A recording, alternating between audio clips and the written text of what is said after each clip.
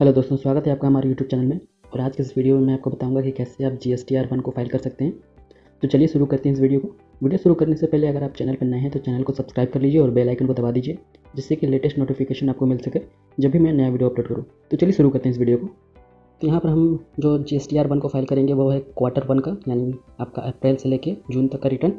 यहाँ आप टैली के थ्रू भी GSTR1 का रिटर्न फाइल कर सकते हैं। यहाँ से आपको जेसन फाइल का रिपोर्ट जनरेट करना होगा और जनरेट करने के बाद इसको आप पोर्टल पर अपलोड कर सकते हैं।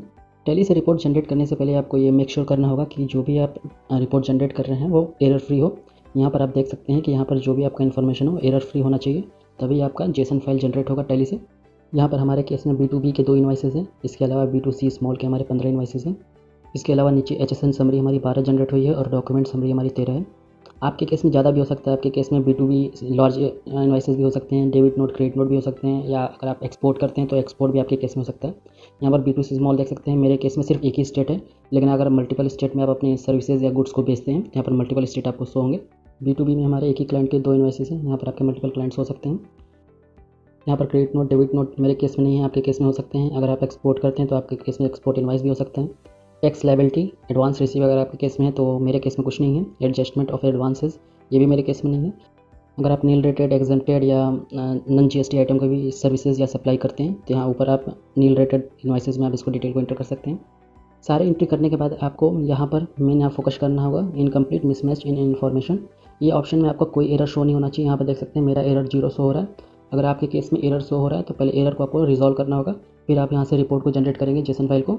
नहीं तो फिर वो जेसन फाइल जनरेट नहीं होगा आपका, और जनरेट होगा भी तो वहाँ पर गलत डेटा शो होगा, जो कि आप गलत डेटा को आप अपलोड कर देंगे GST पोर्टल पर। तो ये आपको ध्यान रखना होगा यहाँ पर। तो मेरे केस में 0 है, तो यहाँ पर सब कुछ सही है मेरे केस में। सारे डिटेल को इंटर करने के बाद आप यहाँ पर राइट साइड में देखेंगे, यहाँ पर लिखा होगा एक्सपोर्ट GSTR1। इस पर आप क्लिक करेंगे। यहाँ पर आपको नीचे वाला जेसन फाइल डेटा इंटरचेंज को सिलेक्ट करना होगा। तो यहाँ से आप पाथ भी चेंज कर सकते हैं कि आपको जेसन फाइल कहाँ सेव करना है। मैं डिफ़ॉल्ट पाथ रहने देता हूँ और इसको एक्सेप्ट पर क्लिक करके यस पर क्लिक कर देता हूँ। तो यहाँ पर देख सकते हैं कि हमारा जो ऑटोमेटिक यहाँ पर जेसन फाइल जनरेट हो गया है। यहाँ पर मैं इसको दिखा देता हूँ आपको। यहाँ पर देख सकते हैं लास्ट में आपको .json फाइल ये जनरेट हो चुका है। यही फाइल आपका डायरेक्ट पोर्टल पर अपलोड होगा, जिससे कि आपका सारा डेटा ऑटोमेटिक पोर्टल पर अपलोड हो जाएगा और फिर वहाँ से आप सबमिट करके रिटर्न को फाइल कर सकते हैं। लेकिन अगर आपके पास टैली नहीं है और टैली के अलावा कोई और थर्ड पार्टी सॉफ्टवेयर नहीं है रिटर्न फाइल करने के लिए, तो आप GST के ऑफलाइन यूटिलिटी को भी यूज़ कर सकते हैं, जो कि फ्री में है। तो आपको मैं बता देता हूँ कि कैसे GST के ऑफलाइन यूटिलिटी के थ्रू भी आप रिटर्न को अपलोड कर सकते हैं। तो GST की ऑफलाइन यूटिलिटी डाउनलोड करने के लिए हम GST के पोर्टल पर आ जाते हैं। यहाँ से मैं GST की वेबसाइट खोल लेता हूँ। तो यहाँ पर हम GST की वेबसाइट पर आ चुके हैं। यहाँ पर हम डाउनलोड ऑप्शन पर जाएंगे, ऑफलाइन टूल पर क्लिक करेंगे और रिटर्न ऑफलाइन टूल पर क्लिक करेंगे। इसके बाद यहाँ पर हम डाउनलोड पर क्लिक करेंगे और यहाँ से प्रोसीड कर देंगे। तो यहाँ पर आपको zip फाइल डाउनलोड हो जाएगा। तो क्योंकि मेरे पास ऑलरेडी डाउनलोडेड है तो मैं इसको डाउनलोड नहीं कर रहा हूँ। आपको उसको एक्सट्रैक्ट करना होगा zip फाइल को। तो आपको इस तरह का आपको उस फोल्डर में दिखेगा, एक्सट्रैक्ट फोल्डर में। यहाँ पर आपको देख सकते हैं कि कई सारे आपको ऑप्शन मिल रहे होंगे। तो यहाँ पर आपको दूसरा वाला ऑप्शन आना है GST ऑफलाइन टूल। पहले इसको हम इंस्टॉल करेंगे अपने PC में, तो हम इस पर क्लिक करके इसको पहले इंस्टॉल कर लेते हैं। इसके बाद इस तरह का आपको एप्लीकेशन ओपन हो जाएगा। यहाँ से नेक्स्ट करके आप इसको इंस्टॉल कर सकते हैं। मेरे पास ऑलरेडी इंस्टॉल है तो मैं इसमें कैंसिल कर देता हूँ। इंस्टॉल करने के बाद आपको डेस्कटॉप पर एक आइकन बन जाएगा GST ऑफलाइन टूल का, तो मैं दिखा देता हूँ। तो हम सबको मिनिमाइज़ करते हैं। यहाँ पर आपको दिख रहा होगा कि यहाँ पर GST ऑफलाइन टूल का यहाँ पर आपको आइकन दिख रहा होगा। इसको हम ओपन करते हैं। इस तरह का आपका GST का ऑफलाइन यूटिलिटी आपका ओपन हो जाएगा। ऑफलाइन यूटिलिटी में आगे बढ़ने से पहले हम जो GS फाइल हमने डाउनलोड किया था ऑफलाइन यूटिलिटी का, उसमें हम चलते हैं। वहाँ पर आपको 2 एक्सेल फाइल दिखेंगे, जो कि GSTR1 और GSTR2। क्योंकि हमें GSTR2 से हमें कोई लेना देना नहीं है, हमें GSTR1 के लिए रिटर्न प्रिपेयर करना है। तो हम GSTR1 वाले एक्सेल फाइल को ओपन करेंगे और इसी एक्सेल फाइल में हम सारे उस क्वार्टरली या उस मंथ के रिटर्न को अपलोड करेंगे। तो इसको मैं ओपन कर लेता हूँ। तो ओपन होने के बाद एक्सेल फाइल आपको कुछ इस टाइप का दिखेगा। यहाँ पर आपको देख सकते हैं कि कई सारे शीट आपको दिख रहे होंगे। तो मैं एक एक शीट आपको बताऊंगा कि एक एक शीट में क्या क्या आपको डिटेल फिल करना है। तो यहाँ पर आपको हर शीट में कुछ डेमो डेटा पहले से पड़ा हुआ होगा। तो सारे डेमो डेटा को हमें पहले डिलीट करना होगा हर शीट से। तो सारे शीट से आपको डेटा को डिलीट करना होगा। तो यहाँ से मैं सभी एक एक करके मैं डेटा को डिलीट कर देता हूँ। तो मैंने सारा डेमो डेटा को डिलीट कर दिया है। डेमो डेटा डिलीट करने के बाद मैंने सारा जो एक्चुअल मेरा डेटा था, इनवॉइसेस की डिटेल थी, वो मैंने सारे यहाँ पर एंटर कर दिए हैं। इस शीट में B2B वाली शीट में आपने अगर किसी रजिस्टर्ड पर्सन को सर्विस या माल बेचा है तो यहाँ पर उसकी वैल्यू एंटर करेंगे, उसके इनवॉइसेस की डिटेल को एंटर करेंगे। तो यहाँ पर मैंने उसके GST नंबर, उस रिसीवर का नाम, invoice date, invoice number, invoice value, place of supply क्या होगा ये भी आपको एंटर करना होगा। रिवर्स चार्ज एप्लीकेबल है तो यस वाई लिखेंगे, अगर रिवर्स चार्ज एप्लीकेबल नहीं होगा तो इसको नो रहने देंगे। और इनवाइस टाइप में रेगुलर B2B हम इसको लिख देंगे। इसके बाद हम इनवाइस की वैल्यू, टैक्सेबल इनवाइस और GST का सारा डिटेल यहाँ पर एंटर कर देंगे इस शीट में। इसके बाद नेक्स्ट शीट में चलते हैं, हमारा B2B BA है हमारा। अगर B2B में कोई अमेंडमेंट है तो यहाँ पर अमेंडमेंट इनवॉइस आपको यहाँ पर इंटर करना होगा।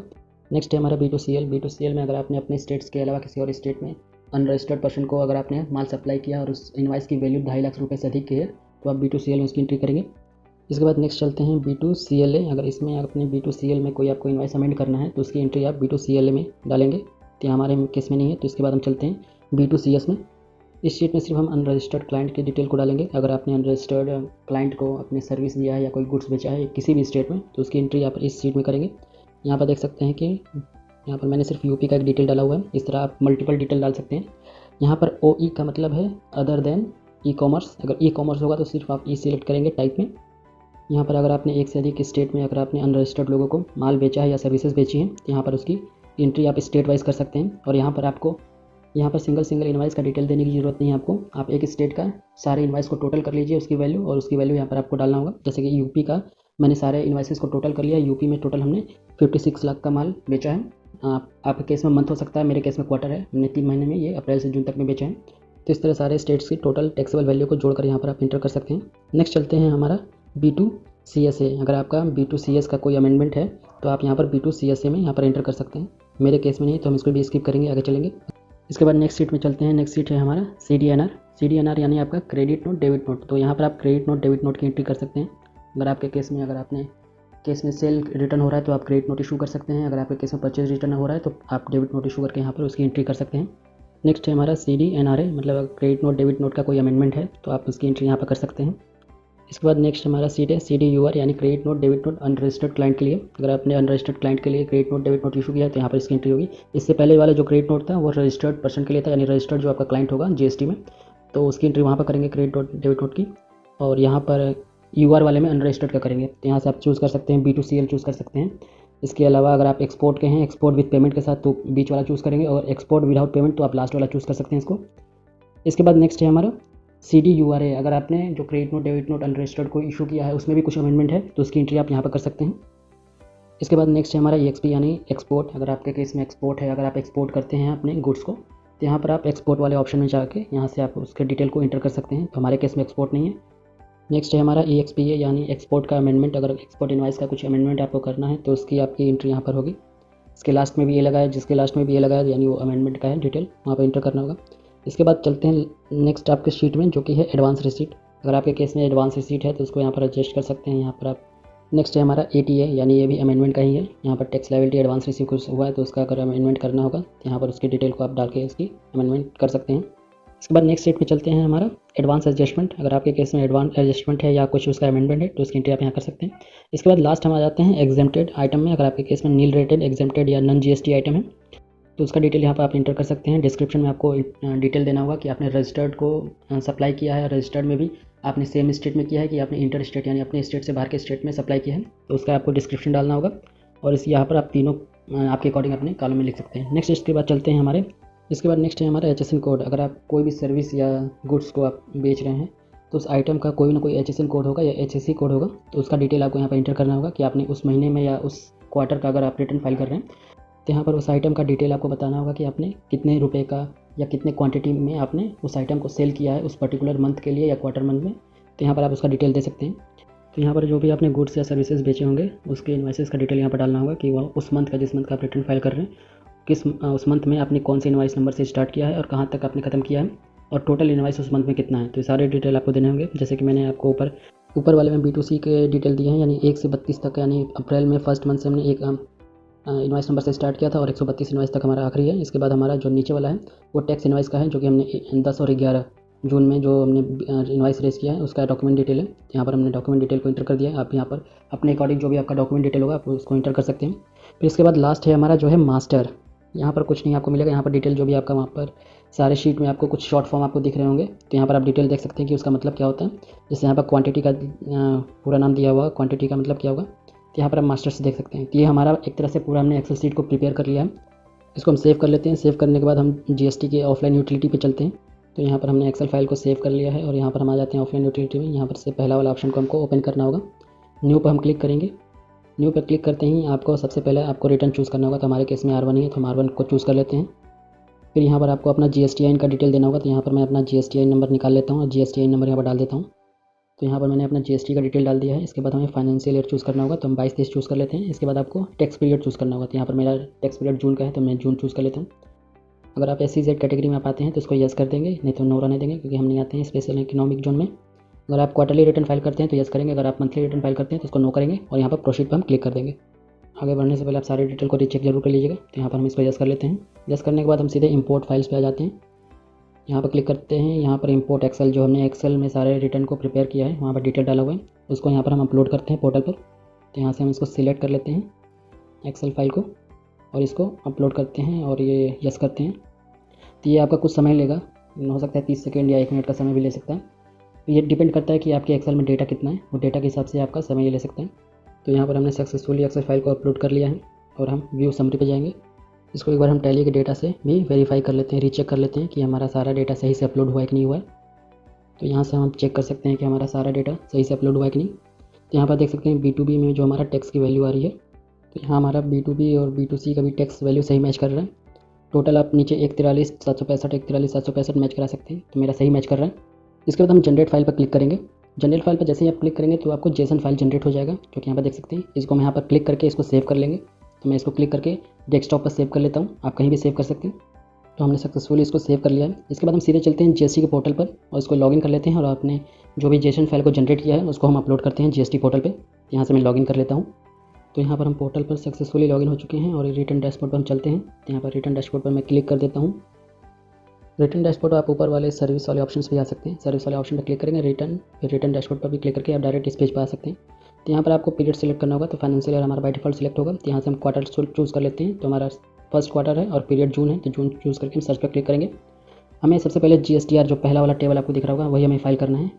बाकी के जो टेबल हैं 2A 2B या 3B, इसके लिए हम सेपरेट वीडियो लेकर आएंगे, तो वहाँ पर हम इस चीज़ को डिस्कस करेंगे। तो यहाँ पर हम चलते हैं GSTR 1 के प्रिपेयर ऑफलाइन पे और यहाँ पर हम चूज़ कर लेते हैं जो हमने जेसन फाइल सेव किया है अपने ऑफलाइन यूटिलिटी द्वारा जनरेट करके, उसको हमें यहाँ पर अपलोड करना होगा। तो यहाँ पर मैंने डेस्कटॉप पर सेव करके रखा था, तो डेस्कटॉप से मैं अपलोड कर देता हूँ। तो ये रहा हमारा फाइल जेसन, इसको हम चूज़ कर लेते हैं और ओपन करते हैं और यहाँ हमारा सक्सेसफुली अपलोड हो चुका है। आपको ऊपर मैसेज दिख रहा होगा your JSON file has been successfully upload successfully. तो यहाँ पर अगर आपके केस में कुछ एरर आएगा तो यहाँ पर आपको राइट साइड में नीचे टेबल में दिख रहा होगा एरर रिपोर्ट, तो यहाँ पर NA दिख रहा है। अगर आपके केस में कुछ एरर आएगा तो यहाँ पर लिंक बन के आ जाएगा और आपको वहाँ पर पता चल जाएगा कि एरर कहाँ पर आया है या किस इनवाइस के अंदर आया है, किस जगह आया है, तो आप उसको सही भी कर सकते हैं एरर को। और इसके बाद यहाँ हमें 15 मिनट वेट करने के लिए बोल रहा है, क्योंकि 15 मिनट तक वैलिडेशन में टाइम लगता है पोर्टल को, जो भी हमने डेटा को अपलोड किया है। तो 15 मिनट बाद जब आप जाकर देखेंगे तो ऑटोमेटिक आपके सारे फील्ड में डेटा ऑटोमेटिक फिल हो जाएंगे और सिर्फ आपको रिटर्न को सबमिट करना होगा। तो जो भी आपका एरर फाइल आएगा तो वहाँ से लिंक पर क्लिक करके आप एरर फाइल को zip फाइल में डाउनलोड होगा आपको, और यहाँ पर आपको राइट साइड में जो लास्ट वाला टेबल दिख रहा होगा open downloaded error file from GST portal, यहाँ पर आप उसको ओपन करेंगे। तो जैसे ही आप ओपन करेंगे तो आपको जो भी आपके रिटर्न में एरर रहेगा तो आपको शो होने लगेगा कि कहाँ एरर है, आप उसको सही भी कर सकते हैं। इसके बाद हम वापस चलते हैं अपने GSTR 1 के टेबल में। यहाँ से हम पीरियड चूज़ कर लेंगे जो कि हमारा फर्स्ट क्वार्टर है जून, और यहाँ पर हम GSTR 1 पर क्लिक करेंगे। ओपन होने के बाद यहाँ पर आपको दिखेगा कि यहाँ पर आपका B2B में ऑटोमेटिक 2 इनवाइसेज ऐड हो चुके हैं। B2C में सिंगल इनवाइस, क्योंकि हमारा यूपी का सिर्फ सिंगल हमारी एंट्री थी, तो यूपी वाला एंट्री B2C में ऐड हो चुका है। इसके अलावा हमारा एक HSN समरी थी, तो हमारा HSN समरी ऐड हो चुका है और हमारा डॉक्यूमेंट डिटेल ऐड हो चुका है। तो आप B2B वाले ऑप्शन को खोलकर चेक भी कर सकते हैं। यहाँ पर देख सकते हैं कि एक ही हमारा क्लाइंट है, उसके 2 इनवाइस है और दोनों इनवाइस यहाँ पर अपलोड हो चुके हैं। इसके अलावा इस इनवाइस को आप एडिट भी कर सकते हैं, यहाँ पर अगर आपको कुछ चेंजेस करने हैं तो चेंजेस भी कर सकते हैं। इसके अलावा अगर आपको मैनुअली कोई इनवाइस वो ऐड करना है तो आप ऐड इनवाइसेस पर क्लिक करके आप मैनुअली इसको ऐड कर सकते हैं। अगर आपके केस में डीम्ड एक्सपोर्ट है तो आप इसको चूज़ कर सकते हैं। इसके बाद आप जैसे ही GSTIN डिटेल, तो मैं आपको यहाँ पर एक डेमो के तौर पर दिखा देता हूँ। यहाँ पर मैं GSTIN नंबर को सिलेक्ट करता हूँ और जैसे ही हम इसको यहाँ पर जाकर पेस्ट करते हैं तो यहाँ पर जो कि आपका रिसिपिएंट का नाम है ऑटोमेटिक रिफ्लेक्ट होने लगेगा। यहाँ पर देख सकते हैं कि ये ऑटोमेटिक रिफ्लेक्ट होने का रिसिपिएंट का नेम, और नीचे वाला जो आपका आइटम डिटेल का टेबल है वो आपका ओपन हो जाएगा। तो यहाँ पर आप इनवाइस नंबर दे सकते हैं, इनवाइस डेट दे सकते हैं। इसके बाद इनवाइस की वैल्यू यहाँ पर आप दे सकते हैं। यहाँ पर आप प्लेस ऑफ सप्लाई दे सकते हैं, यहाँ बाई डिफॉल्ट आपका प्लेस ऑफ सप्लाई आ रहा है, और आपका आइटम किस टैक्स स्लैब में है आप उस टैक्स स्लैब में उसका टैक्सेबल वैल्यू डालेंगे तो आपका राइट साइड में ऑटोमेटिक टैक्स कैलकुलेट हो जाएगा। तो इस तरह आप मैनुअली इनवाइसेस को भी ऐड कर सकते हैं पोर्टल पर जाकर। तो मैं यहाँ पर डेमो के तौर पे एक वैल्यू डाल देता हूँ रैंडम सा, तो आप देख सकते हैं कि ऑटोमेटिक आपका CGST और SGST कैलकुलेट हो जाएगा। अगर किसी और स्टेट का अगर आपका क्लाइंट होता तो यहाँ तो आप ऑटोमेटिक GST कैलकुलेट होने लगता है CGST SGST की जगह। तो यहाँ से मैं इसको बैक कर लेता हूँ क्योंकि मैं आपको डेमो के तौर पर दिखा रहा था, इसको भी मैं बैक आ जाता हूँ। यहाँ से आप मैनुअली भी किसी भी टेबल में जाके कोई भी एंट्री आप पोर्टल पर भी जाके कर सकते हैं। यहाँ पर आप देख सकते हैं B2C जो L है, जो कि लार्ज इनवाइस है, जो कि मैंने बताया था कि अगर आप इंटर स्टेट किसी को सप्लाई करते हैं अनरजिस्टर्ड पर्सन को, तो उसकी वैल्यू अगर 2.5 लाख से ऊपर है तो उसकी एंट्री इस वाले टेबल में होगी, 5A वाले टेबल में। इसके अलावा 6A वाले टेबल में एक्सपोर्ट इनवाइस अगर आपके केस में है तो एक्सपोर्ट इनवाइस आपका ऐड होगा। तो यहाँ पर ऐड रिकॉर्ड पर जाके आप मैनुअली डेटा को ऐड भी कर सकते हैं। यहाँ पर देख सकते हैं कि अगर मान लीजिए किसी और स्टेट में अगर आपको ने माल बेचा है तो किसी और स्टेट का आप चूज़ कर सकते हैं। यहाँ पर देख सकते हैं कि यहाँ पर सेम स्टेट, यहाँ हमारा सेम स्टेट है यूपी, तो यूपी चूज़ नहीं हो रहा है। यूपी के अलावा अदर स्टेट हमारे यहाँ पर चूज़ हो जाएगा। इसके अलावा यहाँ पर इनवाइस नंबर डालेंगे और यहाँ पर हम टैक्सेबल वैल्यू जिस टैक्स स्लैब में हमारा आइटम आएगा वहाँ पर हम टैक्सेबल वैल्यू डाल के उसको हम इंटर कर देंगे। तो यहाँ से हम ऐड रिकॉर्ड पर जाकर B2CL में भी डेटा को इंटर कर सकते हैं। इसके अलावा जो एक्सपोर्ट इनवाइस है, तो अगर आपके केस में एक्सपोर्ट इनवाइस है तो एक्सपोर्ट इनवाइस को भी आप ऐड कर सकते हैं, मेरे केस में नहीं है। इसके अलावा B2C वाले ऑप्शन में हम क्लिक करते हैं तो यहाँ पर हमारा देख सकते हैं कि एक स्टेट का हमारा शो हो रहा है जो कि है यूपी का, जो कि हमने यूपी का सिर्फ सिंगल स्टेट में ही B2C का सप्लाई या सर्विसेज या गुड्स हमने बेचे हैं। तो अगर आपके केस में मल्टीपल स्टेट में अपने सामान को बेचा है या सर्विसेज दिया है तो यहाँ पर आपको मल्टीपल स्टेट आपके ऐड हो जाएंगे। यहाँ पर देख सकते हैं इस तरह आप टेबल में भी मल्टीपल स्टेट यहाँ पर एक्सेल वाले जो टेबल है उसमें ऐड कर सकते हैं। पंजाब हो गया, यहाँ से उत्तराखंड हो गया, यहाँ से आप सिलेक्ट कर सकते हैं। यहाँ पर आप रेट दे सकते हैं किस किस रेट का था और यहाँ से आप वैल्यू डाल सकते हैं जो भी आपको वैल्यू डालनी होगी। इस तरह यहाँ पर सारा डिटेल को यहाँ पर भी एक्सेल शीट में भी आप इंटर कर सकते हैं अगर मल्टीपल स्टेट में अगर आपकी सप्लाई है तो मेरे केस में सिर्फ एक ही स्टेट था यूपी का, तो मैंने सिर्फ एक ही स्टेट डाला था। आपके केस में अगर मल्टीपल हो स्टेट होगा तो आपके यहाँ पर टेबल नया बन जाएगा, हर स्टेट का आपका डिटेल आने लगेगा। तो यहाँ पोर्टल से भी आप मैनुअल एंट्री कर सकते हैं ऐड रिकॉर्ड पर क्लिक करके। तो यहाँ पर ऐड रिकॉर्ड पर क्लिक करके आप जिस स्टेट का दिखाना चाहते हैं B2C आप यहाँ पर दिखा सकते हैं। इसके बाद नेक्स्ट टेबल है हमारा नील रेटेड सप्लाई के लिए। अगर आपके केस में नील रेटेड सप्लाई या एग्जेम्प्टेड या नॉन GST सप्लाई यानी जो GST के अंदर आइटम नहीं आते हों, अगर उसका भी आप ट्रेडिंग करते हैं, गुड्स बेचते हैं या सर्विसेज उसकी बेचते हैं तो आप उसकी एंट्री यहाँ पर कर सकते हैं। यहाँ पर इंटर स्टेट रजिस्टर्ड पर्सन के लिए ऊपर वाले टेबल में करेंगे, फिर उसके नीचे वाले टेबल में आप इंट्रा स्टेट अनरजिस्टर्ड यानी सेम स्टेट का दोनों टेबल में आपको एंट्री करनी होगी, एक रजिस्टर्ड पर्सन के लिए एक अनरजिस्टर्ड पर्सन के लिए। इसके बाद नीचे आप इंटर स्टेट दोनों आप कर सकते हैं, यानी अपने स्टेट से बाहर अगर आपने कोई सप्लाई किया है रजिस्टर्ड पर्सन को और अनरजिस्टर्ड पर्सन को तो उसकी एंट्री भी आप यहाँ पर कर सकते हैं। इसके बाद 9B वाले टेबल में आते हैं। यहाँ पर आपका क्रेडिट डेबिट नोट आपको यहाँ पर मैनुअली आप ऐड कर सकते हैं रजिस्टर्ड पर्सन के लिए जो GST में रजिस्टर्ड है। यहाँ पर आपका सेम प्रोसेस है GST ऐड करने का। यहाँ पर आपको GSTIN डालना पड़ेगा जिसका आपको क्रेडिट और डेबिट नोट इशू आपने किया है। यहाँ पर मैं डेमो के तौर पर इसी को मैं दिखा देता हूँ। यहाँ से मैं इसको GSTIN को कॉपी करता हूँ, यहाँ पेस्ट करता हूँ। तो यहाँ पर आप देख सकते हैं कि ऑटोमेटिक यहाँ पर नेम रिफ्लेक्ट होने लगा रिसिपिएंट का। तो यहाँ पर आपको डेबिट नोट नंबर देना होगा, डेबिट नोट का डेट डालना होगा और नोट टाइप में चूज़ करना होगा डेबिट नोट है या क्रेडिट नोट है। इसके बाद आप प्लेस ऑफ सप्लाई भी चूज़ कर सकते हैं मैनुअली, वैसे बाय डिफॉल्ट GSTIN नंबर डालने से बाय डिफॉल्ट यहाँ चूज़ हो जाता है ऑटोमेटिक। इसके बाद नोट की वैल्यू यानी टोटल क्रेडिट नोट या डेबिट नोट की वैल्यू कितनी है और नीचे आपका किस आइटम रेट में किस टैक्स स्लैब में आपका आइटम आता है वहाँ पर आप उसकी टैक्सेबल वैल्यू को इंटर कर सकते हैं और यहाँ पर आप क्रेडिट नोट और डेबिट नोट की एंट्री कर सकते हैं। इसके बाद नेक्स्ट है हमारा credit note debit note for unregistered person. अगर आप अनरजिस्टर्ड पर्सन को क्रेडिट नोट या डेबिट नोट आपने इशू किया है तो उसकी एंट्री आप मैनुअली कर सकते हैं। B2CL में अगर आपने B2CL माल बेचा है उसको यानी अनरजिस्टर्ड पर्सन को माल बेचा है, या अगर आपके केस में एक्सपोर्ट है तो एक्सपोर्ट विथ पेमेंट आप चूज़ कर सकते हैं, आपकी कैटेगरी में होगा, या तो export with payment without payment choose कर सकते हैं और उसका डिटेल आप यहाँ पर डाल सकते हैं।